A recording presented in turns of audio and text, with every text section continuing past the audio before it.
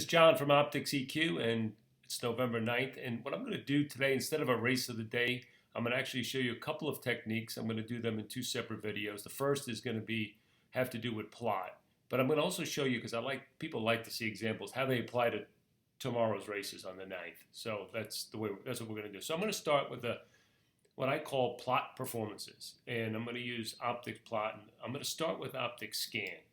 So let me start.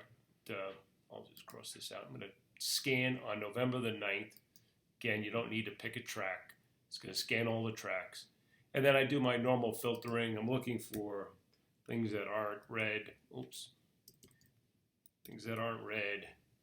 And this, surface and distance to be similar. People know that that's kind of my mode of operation. And then I'm going to do is select the race. And the race I'm going to select is race 1. You just double click that and it pulls up the plot for race 1 at Aqueduct tomorrow. And when you just kind of see this plot on face value, the 1 looks really good. You can see that in the header that it's kind of low contention, low speed rating. It looks like the 1's really kind of alone out there.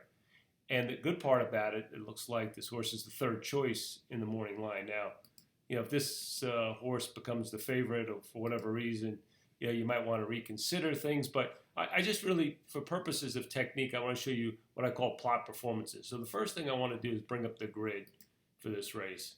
So we could take a look at the number 1 Roman Revival and just kind of compare and contrast his kind of past plot performances, So let's go to his last race. He was kind of 25,000 non-3. So he was a little bit facing a little bit better company, and he ran a C. Looks like his speed figure was high. Doesn't look like we trust that speed figure maybe, but still looks like a high speed figure. Looked like he kind of had some speed and kind of faded. But I want to take a look at the plot. So the way to do that, you just double click and you bring up that previous plot. And I want to see where he is kind of positioned in the plot. And here he is. If you just go down to his table, you can see he's the number 7. So he's down here.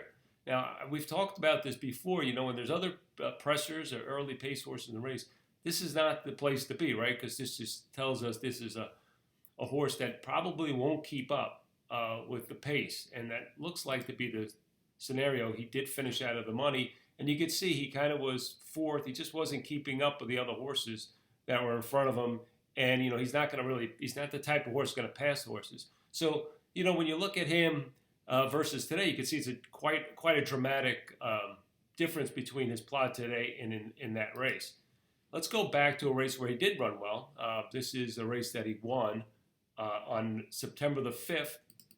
Bring that one up just for comparison purposes again. And let's see where he is. He's the number 10. And you can see he's got a very similar plot that he has today. That's a very favorable plot. You always talk about sometimes dynamics do really have an impact on these races. It's a big part of it. And you can see in this case, again, this is a race where it looks like, he's got an early pace advantage. And you see, we click the results, and you can see that he went right to the lead and just wired this field. So it kind of really fell out that way.